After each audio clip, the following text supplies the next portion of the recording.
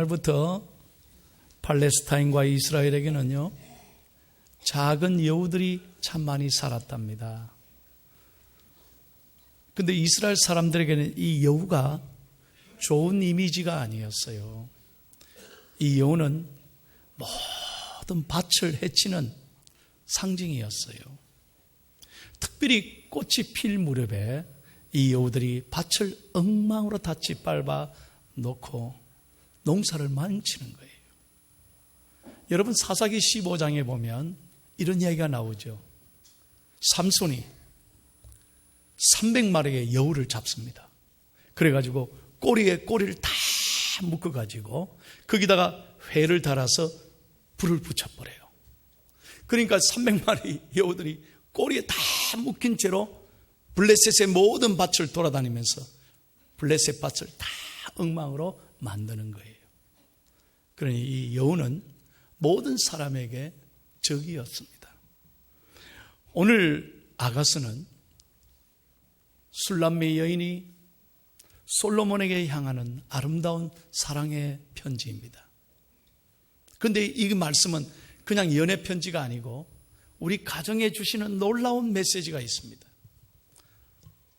오늘 말씀에 여우를 잡아라. 우리 가정에도 영적인 여우들이 많이 있다는 거예요. 그래서 이 여우를 잘 잡아야 가정이 행복하고 평안하고 천국 같은 가정이 될 줄로 믿습니다. 자, 그러면 오늘 아가스에서 말하는 작은 여우가 무엇일까? 제가 지금부터 아가스 전체를 간략하게 성경을 읽어드릴 테니까 영상을 보고 잘 따라오세요. 첫 번째 여우는 뭐냐면 열등감이었어요. 열등감, 컴플렉스라는 말이죠. 자, 아가서 1장 5절과 6절을 다 함께 읽겠습니다. 5절과 6절을 영상에 보고 시작. 예루살렘 딸들아, 내가 비록 거무나 아름다우니 게달의 장막 같을지라도 솔로몬의 휘장과도 같구나. 내가 햇볕에 쬐어서 거무스름할지라도 홀겨보지 말 것은 내 어머니의 아들들이 나에게 노하여 포도원 지기로 삼았음이라. 나의 포도원을 내가 지키지 못하였구나. 아멘. 보세요. 스스로 자기에게 말합니다. 내가 얼굴이 너무 거무스름하다는 거예요. 그러니까 외모에 대한 열등감입니다. 여러분, 우리 모두에게는 그런 열등감이 있죠. 자기 자신을 100% 만족하는 사람이 여기 어디 계십니까? 아무도 만족할 수가 없어요. 내 외모에 대해서.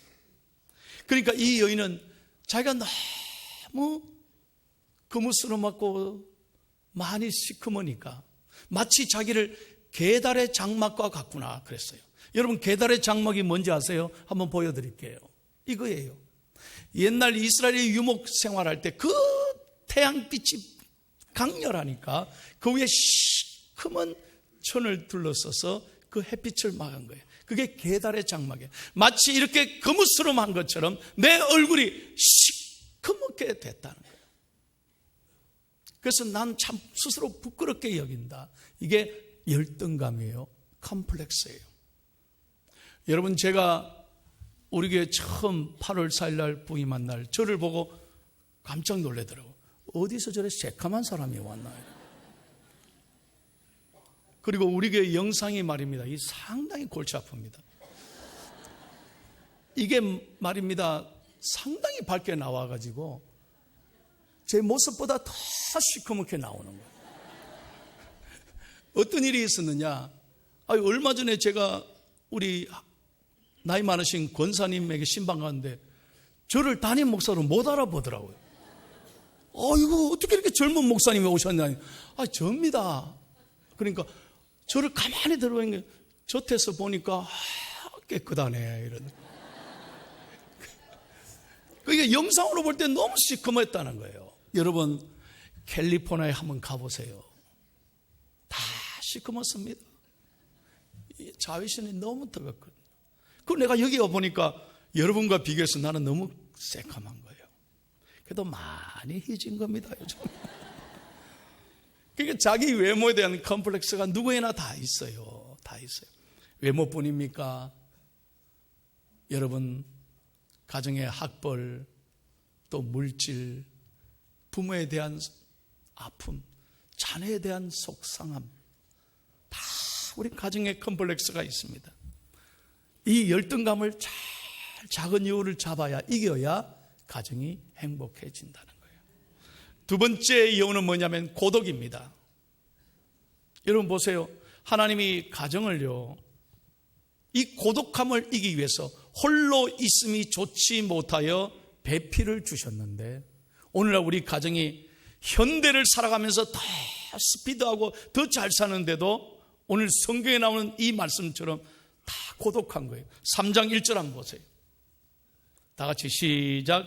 내가 밤에 침상에서 마음으로 사랑하는 자를 찾았노라. 찾아도 찾아내지 못하였노라. 이게 무슨 말입니까? 밤에 문득 내가 내 마음을 얘기하고 싶은데 아무도 없더라 이거예요. 여러분 어떻습니까? 부부가 함께 살아도 누가 내 마음을 아느냐는 거예요. 어느 날 갑자기 인생이 왜 이래? 너무너무 고독한 거예요. 이게 작은 이유입니다.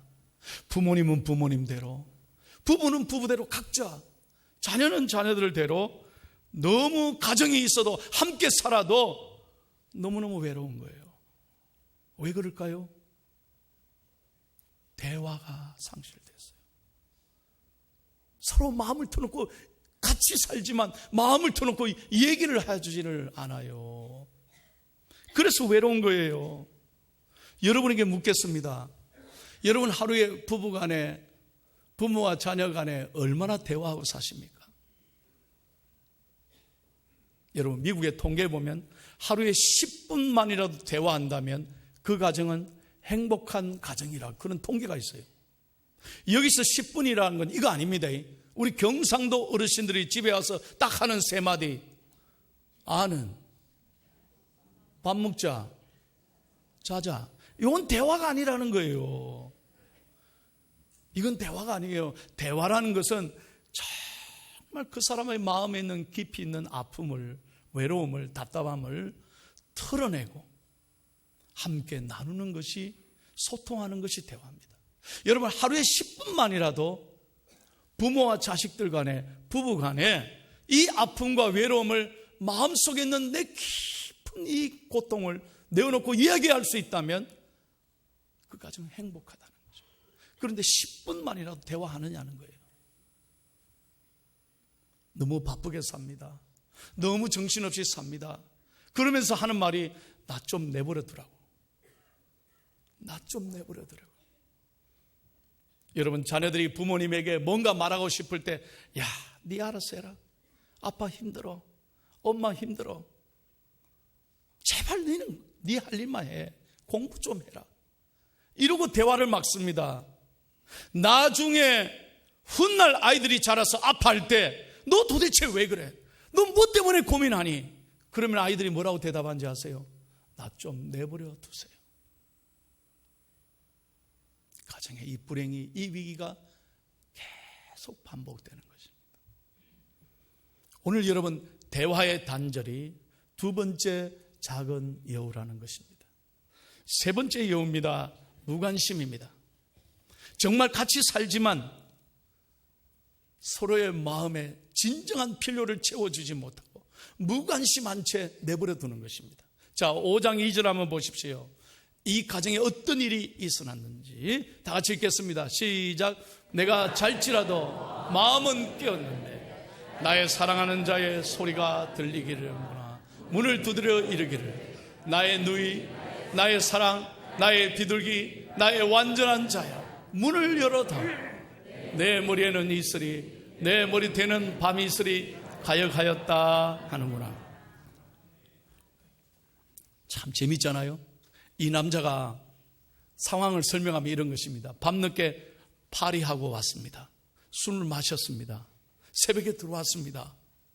아무리 두드려도 문을 안 열어주는 거예요. 부인은 깨어 있습니다. 근데 너무너무 얄미운 거예요. 이불을 확 뜯고 못 들은 척하고 문을 안 열어주는 거예요. 남편이 이럽니다. 문 밖에서 나의 사랑, 나의 비둘기, 나의 어여쁜 자여, 내가 왔다 문 열어다오. 부인이 못 들은 척하고 문을 안 열어줍니다. 할 수 없이 새벽에 나가서 하도 두드리니까 귀찮아서 문을 열어줍니다. 남편이 그 자리에 없어요. 열을 받아버린 거예요. 아무리 두드려도 없으니까 화가 나서 바깥으로 뛰쳐나간 거죠. 왜 이런 얘기를 합니까? 서로 무관심하다. 자기는 자기대로 사정이 있어 늦게 왔는데 부인은 부인대로 이게 뭐냐는 거예요. 도대체 왜 나를 이렇게까지 외롭게 만드느냐. 그러면서 각자 길을 갑니다. 각자 아픔을 얘기합니다. 각자 내 사정이 있다고 얘기하지만 끊임없이 평행선으로 달려가고 무관심하기 때문에 이 작은 여우가 가정을 해치고 있다는 것입니다. 서로 자기를 받아주지 않는다는 거예요. 자기를 알아주지 않는다는 겁니다. 여러분 다 물어보십시오. 부모님은 부모님대로 외롭다고 얘기합니다. 내 마음을 알아주지 않는다고 그래요. 남편은 남편대로 얼마나 어려운 세상입니까? 요즘 이 세상에 남편 노릇하기가 얼마나 힘듭니까? 죽을 지경이에요. 죽을 지경. 아내는 아내대로 가정에 놉니까? 얼마나 고생합니까? 얼마나 마음 아픕니까? 자녀는 자녀대로 정신없이 바쁘게 삽니다. 힘듭니다. 각자 너무나 정신없이 외롭게 사는데 마음을 알아주지 못하니까 가정이 정말 이 작은 여우들 때문에 망가지고 있다. 오늘 아가서에서 우리에게 주시는 영적 교훈입니다. 여러분 오늘 이대로 정말 우리가 가정의 달이라고 하면서 이대로 팽개치면 안 돼요. 반드시 작은 여우를 잡아야 합니다. 왜냐하면 가정은 하나님이 기뻐하시는 가장 좋은 선물이기 때문입니다. 가정에서 치유해야 합니다. 가정에서 만져줘야 합니다. 가족만큼 소중한 사람은 이 세상에 없습니다. 여러분 제가 어제 아침에 갑자기 연락을 받고 삼형제 축구대회 마치고 밤 8시에 제가 53세의 여성도님이 세상을 떠났습니다. 교통사고로 오늘 장례했어요.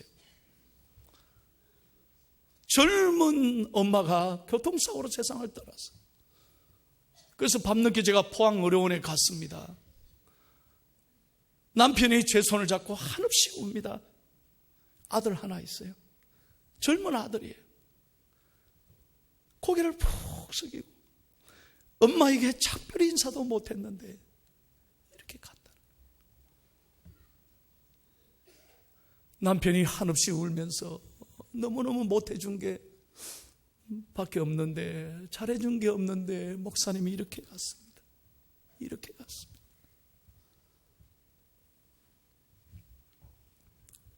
여러분,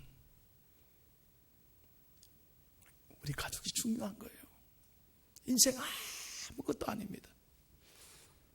여러분의 가정 잘 사나 못 사는 게 그게 중요한 게 아닙니다. 내 집이냐 내 집 아니냐 이게 중요한 게 아닙니다. 정말 여러분의 가정이 이 가정의 달을 맞아서 작은 야우를 잡고 정말 예수님 안에서 행복한 가정이 되기를 예수님의 이름으로 축원합니다. 그러기 위해서 두 가지 꼭 기억해야 돼요. 내 힘으로 할 수 없습니다. 어떻게 이 가정의 어려움을 이길 수 있느냐? 여우들은 호시탐탐 우리 가정을 무너지게 하고 열매 맺지 못하게 짓밟고 있습니다. 어떻게 이겨요? 내 힘으로 안 돼요. 첫째, 기도해야 됩니다. 한번 다 같이 하겠습니다. 기도해야 합니다. 오늘의 가정의 위기는 뭐냐면 온 가족들이 기도가 중요한데도 기도하지 않다는 거예요. 기도의 위기가 오늘 가정의 위기예요. 여러분 정말로 가정이 여우를 잡고 행복하려면 기도가 살아야 됩니다. 믿으시면 아멘. 기도할 때 하나님이 그 가정을 가까이 하십니다. 기도할 때 하나님이 그 가정을 만져주십니다. 아무리 어려운 문제라도 기도할 때 하나님이 그 가정을 도우시고 그 가정의 모든 어려운 문제를 풀어주시고 하나님께서 대신 일해 주실 줄로 믿습니다. 저는 요즘 대신방하면서 얼마 전에 아주 은혜로운 간증을 들었습니다. 우리 교회 집사님, 권사님 가정인데요, 20여 년 전에 딸을 낳고 난 다음에 아들을 하나님이 선물로 주셨는데 그 아이를 낳아 보니까 아이가 몸이 아픈 아들이에요. 장애인이었어요. 얼마나 마음이 무너졌겠습니까? 귀한 아들을 주셨는데 아들이 몸이 아파. 그때부터 놀래고 그때부터 두 사람은 하나님 앞에 정신을 차리고요. 남편이 술을 다 끊기 시작했어요. 그때부터 이 부부가 두 손을 잡고 부부가 아들을 잡고 기도하기 시작했습니다. 하나님이 그 가정을 만지시고 그 가정을 축복하시고 그 가정에 복을 주셨습니다. 이 아들이 잘 자랐습니다. 정상인들과 함께 너무너무 잘 자라고 이 아들이 공부도 잘해서 지금 대학에 잘 다니고 있고 하나님 앞에 너무너무 쓰임받고 찬양도 잘하고 할렐루야. 하나님이 그렇게 솔리스트로 다른 교회 솔리스트로 지금 사용하고 있다는 거예요. 아멘. 기도할 때 하나님이 문제를 복으로 바꿔주셨습니다. 눈물을 하나님께서 찬송으로 바꿔주셨습니다. 여러분의 가정에 작은 이유를 어떻게 이기느냐? 오직 기도밖에 없습니다. 내 힘으로 안 됩니다. 오늘의 위기는 다시 말합니다. 돈이 없는 게 아닙니다. 건강이 어려운 게 아닙니다. 기도가 없는 것이 오늘 가정의 위기라는 거예요. 여러분의 자녀들에게 무엇을 물려주고 가르쳐야 되느냐? 부모님이 기도하는 것을 잘 가르쳐 주시기를 축복합니다. 축복합니다. 이것이 훌륭한 유산인 거예요. 제가 지금까지 목회하면서 가장 존경하는 두 분 목사님이 있습니다. 미국에서 목회하셨어요. 두 분 다 40여 년간을 목회하면서 지금도 존경받는 분이십니다. 우리 교회 다 오셨다 가셨어요. 두 분이 형제예요. 네. 또 머리 보세요. 비슷하잖아요. 한 분은 박일소 목사님인데 뉴욕 동부교회를 목회하시고 뉴욕에서 제일 존경받는 형님 목사님이에요. 둘째 동생은 박희민 목사님인데 나성영락교회 원로 목사님이고 미국에서 가장 존경받는 목사님. 제가 목사님 밑에서 부목사 생활을 하고 많은 걸 배웠습니다. 그런데 어느 날 두 분이 저한테 이 가족 얘기를 해주시더라고요. 특별히 아버님 얘기를 했습니다. 아버님 고 박중건 장로님은 교편을 잡고 평생을 학교 교사로 봉직하고 교장 선생님으로 지내셨대요. 그런데 교회 장로님이 되셨어요. 그날부터 장로님은 아이들을 다 깨워가지고 삼형제를 다 깨워서 새벽 기도를 하루도 안 빠지는. 고향이 경북 김천인데요. 그 김천에서 교회가 있는 직지까지 8km 왕복 40리를 비가 오나 눈이 오나 바람 부나 이 세 아들을 깨워서 무조건 교회 데리고 가는 거예요. 여동생들은 너무 어리니까 깨워가지고 돌아올 때까지 앉아있게 만들었대요. 그럼 아버지가 오빠들하고 갔다 오면 가족 예배를 드리는 거예요. 가정 예배를 드렸대요. 세상에 얼마나 비가 많이 왔는지 논인지 길인지도 모르는데 아버지가 이 세 아들 데리고 새벽 기도를 나갔어. 무릎 꿇고 기도를 시켰다. 어른 목사님이 한 번은 솔직히 얘기하더라고요. 너무 새벽 기도가 힘들고 너무너무 싫고 아버지가 미워서 한 번은 교회 가서 무릎을 꿇고 이렇게 기도했대요. 하나님, 우리 아버지 천국에 언제 데리고 가시오? 우리 아버지 좀 천국에 데리고 가달라. 우리가 너무 힘들어요. 어릴 때 그래 기도했다는 거야. 야, 참 얼마나 힘들면 그랬어요. 그런데 아버지 얘기하면서 눈물을 걸성걸성하는 42년 동안 목회를 성공적으로 잘하고 이렇게 쓰임받았던 것은 아버지의 기도, 그 믿음의 유산 때문에 오늘 우리가 있다. 미국에서 가장 존경받는 형제 목사님이 됐어요. 사랑하는 여러분, 기도할 때 모든 가정의 문제들, 작은 여우들을 이기게 될 줄로 믿습니다. 두 번째는 이제 사랑을 실천해야 돼요. 말로 사랑이 아닙니다. 여러분, 사랑이 뭡니까? 영어로 러브잖아요. 러브. 근데 왜 사랑이 러브냐? L-O-V-E. 오늘 여러분은 이 설교를 잘 들어야 돼요. 이 다 뜻이 있어요. 그냥 러브 하면 안 돼요. 우리 교인들은 이제 알고나 말하셔야 돼요. 자, 러브의 뜻이 있습니다. 첫 번째 L은 laugh. laugh가 무슨 말이냐면 웃어준다는 거예요. 미소를 짓는다는 거예요. 사랑한다는 건 뭐냐? 상대방에게 따뜻한 미소를 보내는 것입니다. 믿으시면 아멘. 한번 저 따라해 보세요. 미소는 진공청소기와 같습니다. 예, 청소기 어떻게 하죠? 삥 돌리면 모든 먼지 다 빨아들이잖아요. 그러니까 우리가 누구를 만나든지 미소를 보낼 때 상대방의 마음이 따뜻해지는 것입니다. 여러분은 어디 가든 이런 사람이 되지 말고 여러분이 계신 곳이 여러분으로 말미암아 따뜻한 미소를 보내줌으로 여러분 주위가 밝아지기를 예수님의 이름으로 축원합니다. 축원합니다. 여러분, 제가요 포항에 와서 우리 부목사님들하고 새벽기도 마치고 등산을 한번 갔습니다. 요즘 한 달에 한 번씩 가자 그랬는데 바빠서 못 가요. 등산 가니까요, 우리가 양복을 벗고 넥타이 벗고 이제 간편한 옷을 입고 등산 가는데 너무너무 좋은 게요, 저를 처음으로 만나는데 다 제가 올라가니까 내려오면서 안녕하십니까, 굿모닝, 조심해서 올라갔어요, 조심해서. 포항 사람들 너무 멋있어요. 내가 내려올 때 올라오는 사람들은 또 저를 처음 보잖아요. 아유, 선생님 잘 올라가셨다 내려가시네요, 조심하세요, 이러는. 야, 포항 사람 멋지다. 아멘도 안 하시. 야, 그래서 산을 좋아하는 사람들의 마음이 넓구나 생각이 들어요. 누구를 만나든지 미소를 보내는 거예요. 이 따뜻한 미소를 보낼 때 서로가 마음이 행복해지는 줄로 믿습니다. 여러분, 여러분의 가족들에게도 오늘부터 따뜻한 미소를. 그래서 영어 단어 중에 제일 긴 단어가 뭔지 아십니까? 맞습니다. S와 S 사이에 one mile이 있습니다. Smiles. 왜 그럴까요? 서로 웃어주면 아무리 긴 거리라도 함께 웃어주면 빨리 갈 수 있습니다. 은혜가 되시면 아멘. 여러분, 사랑하고 미소를 보낸다면 훨씬 우리 인생이 아름다워질 것입니다. 두 번째 O입니다. O란 말은 OK입니다. 여러분, 저 따라 오늘 영어 한마디 합시다. 아주 쉬워요. 저 따라 하십시다. I'm okay.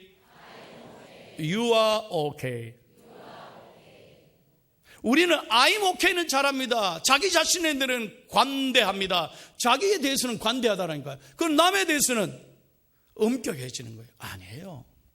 I'm okay. You are okay. 한 번 더 따라 합시다. I'm okay. You are okay. 그래, 마음에 안 들더라도요, 조금 별로라도 이렇게 얘기해 주면 부인이 얼마나 좋겠어요. 오늘 여러분 차를 타고 집에 가시면서 You are okay. 아이고, 아무도 아멘도 안 한다. 여러분, 이게 사랑이라는 거죠. 나도 괜찮고 너도 괜찮고. 아멘. 여러분, 자녀들에게 너 왜 그러니 그러지 말란 말이에요. 좀 자녀들을 너무 나무라지 마. 괜찮아, 너 잘할 수 있어. 한번 따라해봐요. 괜찮아, 너 잘할 수 있어. 소중한 사람이야. 아멘. You are okay. 여기에 은혜가 있는 거예요. 세 번째입니다. V, 빅토리입니다. 윈인입니다. 윈인은 어떻게 승리를 이룰 수 있느냐? 나의 필요를 채워주고 너의 필요를 채워줄 때, 필요한 것을 서로 채우는 것입니다. 여러분, 우리는 다 외로운 것입니다. 우리는 아픈 것입니다. 힘듭니다. 그럴 때마다 서로 채워주고 서로 위로하고 서로 무엇 때문에 저렇게 아파하는지 이해하고 서로 손을 잡아줄 때 우리 가정이 빅토리가 된다는 거죠. 여러분, 얼마 전에 저는 이런 내용을 들었습니다. 아이가요, 아빠에게 항변을 하는 것입니다. 아빠는 너무 바쁘니까 맨날 장난감 사주고 옷 사주고 뭐 맛있는 거 사주고 용돈을 주니까 아이가 하는 말이 뭐라고 하냐면, 아빠, 제가 필요한 건 돈이 아니에요. 아빠예요.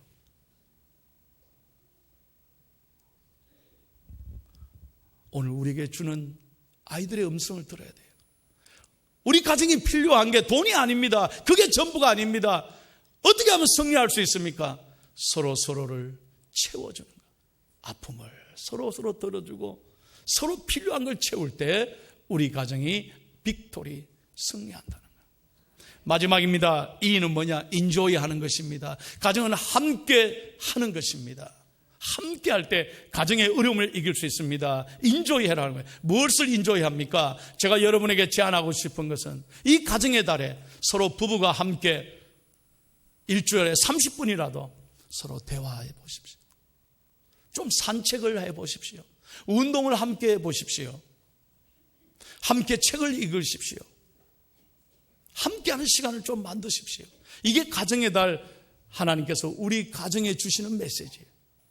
그러나 무엇보다도 제가 여러분에게 제안하고 싶은 것은 예수님 안에서 온 가족이 모여서 함께 가정 예배 드릴 수 있는 은혜가 있기를 바랍니다. 일주일에 한 번이라도 함께 모여서 함께 즐기며 찬송하며 함께 하나님의 말씀을 들으며 은혜를 나눌 때 우리 가정에는 결코 작은 여우가 침입하지 못하게 될 줄로 믿습니다. 이 가정의 달을 맞아서 우리 중앙의 가족이 기도하고 그리고 러브, 사랑을 실천함으로 여러분의 가정이 사철의 봄바람 부는 가정, 행복한 아름다운 천국 가정이 다 될 수 있기를 예수님의 이름으로 축원합니다.